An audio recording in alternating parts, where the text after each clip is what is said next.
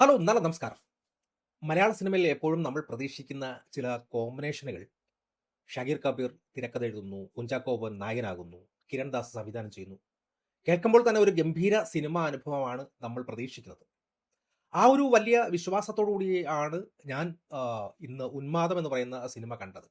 അപ്പോൾ തിയേറ്റർ വിട്ട് പുറത്തിറങ്ങുമ്പോൾ ആ സിനിമ നമുക്ക് എന്താണ് നൽകുന്നത്? ഒപ്പമുണ്ടായിരുന്ന പ്രതീക്ഷകൾ കാത്തുസൂക്ഷിച്ചോ, ചിത്രത്തിന് കഴിഞ്ഞോ അല്ലെങ്കിൽ പരാജയമായിരുന്നോ എന്ന് വിശദമായിട്ട് നമുക്ക് ഒന്ന് ആഴത്തിൽ പരിശോധിക്കാം.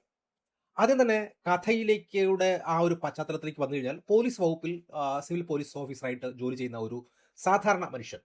ചിത്രത്തിലെ നായകനായിട്ടുള്ള കുഞ്ചാക്കോ ബോബന്റെ കഥാപാത്രം ഒരേ സമയം തന്റെ ജോലിയുടെ ഭാരവും കടുത്ത മാനസിക സമ്മർദ്ദവും ചുമലിലേറ്റുന്ന ഒരാൾ. ഇതിനോടൊപ്പം തന്നെ കരിയറിലെ സ്വന്തമായി ഒരു സിനിമ സ്ക്രിപ്റ്റ് എഴുതി സംവിധാനം ചെയ്യണമെന്ന വലിയൊരു ആഗ്രഹവും അയാൾക്കുള്ളിലുണ്ട്. നമുക്കറിയാം ഷഹീർ കപൂർ എന്ന് പറയുന്ന ആ ഒരു ബ്രാൻഡ് റൈറ്റർ ഇതിനു മുമ്പ് ചെയ്തിട്ടുള്ള ജോസഫ് ആയിക്കോട്ടെ, നായാട്ടായിക്കോട്ടെ, റോന്ത് തുടങ്ങിയ സിനിമകളൊക്കെ പോലീസുകാരുടെ ജീവിതവും അവരുടെ ഉള്ളിലെ ആ ഒരു ഡ്രസ്സും വളരെ റിയലിസ്റ്റിക് ആയിട്ട് നമ്മളെ കാണിച്ചു തന്നിട്ടുണ്ട്. അതേ ലെവലിൽ തന്നെയാണ് ഇവിടെയും പോലീസുകാർ കടന്നു പോകുന്നത്.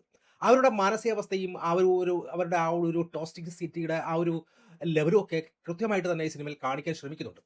ഈ സിനിമയുടെ ഒരു മേക്കിംഗ് സ്റ്റൈലിലേക്ക് വരുമ്പോൾ ഇതൊരു സാധാരണ ഇൻവെസ്റ്റിഗേഷൻ ത്രില്ലർ മാത്രമല്ല. ഇതൊരു സൈക്കോളജിക്കൽ മിസ്റ്ററിയും ഒപ്പം ചെറുതായിട്ട് ചില സ്ഥലങ്ങളിൽ ഹൊറർ ഒരു സൂപ്പർ നാച്ചുറൽ ടച്ചും ഒക്കെ ചേർന്ന ഒരു മൾട്ടി ജോണർ ചിത്രമാണ്.